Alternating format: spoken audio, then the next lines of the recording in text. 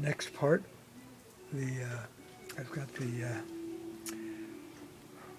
4 wheels glued onto the wood shelf, as well as the backside of the horse's head and the tail there.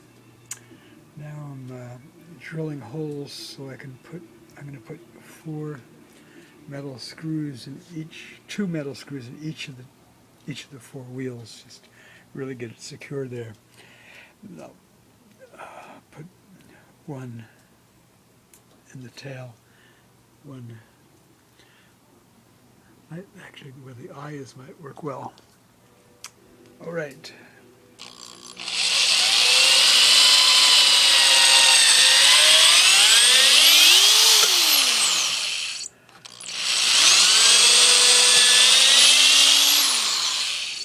Budgies, what are we doing over there?